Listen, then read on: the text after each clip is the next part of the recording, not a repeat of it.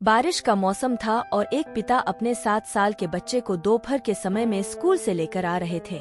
पिता और वो बच्चा दोनों सड़क पर पैदल जा रहे थे। तभी चलते चलते पिता ने अपने बच्चे से पूछा कि बेटा, तुम्हें आज स्कूल में टीचर ने क्या करवाया? तभी बेटे ने पिता से कहा कि पापा, आज इंग्लिश के टीचर ने हमें नैतिक शिक्षा, मॉरल एजुकेशन दी और टीचर ने हमें ये भी कहा ही हमें हमेशा दूसरों की मदद करनी चाहिए, चाहे कैसी भी परिस्थिति क्यों न हो। टीचर ने हम सभी को ये भी कहा है कि घर जाकर किसी न किसी व्यक्ति की मदद जरूर करना और कल आकर बताना कि तुमने किसकी मदद की है।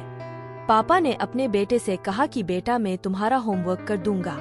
दोनों चलते चलते जा रहे थे, तभी बारिश शुरू हो गई। पिता के पास 2 छाते थे। पिता ने एक छोटा छाता अपने बच्चे को दे दिया और एक बड़ा छाता खुद इस्तेमाल करने लगे। वो दोनों बारिश का मजा लेते हुए घर की ओर आगे बढ़ने लगे। रास्ते में बच्चे ने देखा कि सड़क के किनारे एक कुत्ते का बच्चा बैठा हुआ है। बारिश में भीगने की वजह से उस कुत्ते के बच्चे को ठंड लग रही थी और वो कांप रहा था। वो बच्चा भागकर उस कुत्ते के बच्चे के पास जाता है और अपना छोटा छाता उसके सर पर रख देता है।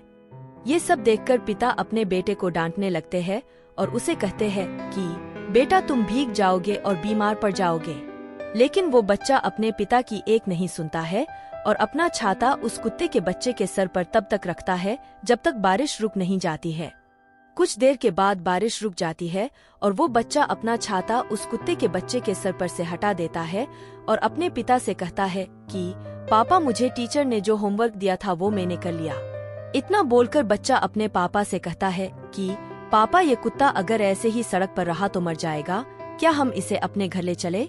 अपने बेटे का ऐसा जानवरों के प्रति अच्छा भाव और इंसानियत देखकर पिता का दिल पिघल जाता है और वो कहते हैं, क्यों नहीं, हम इसे घर ले जाते हैं और इसके साथ हर रोज खेलेंगे।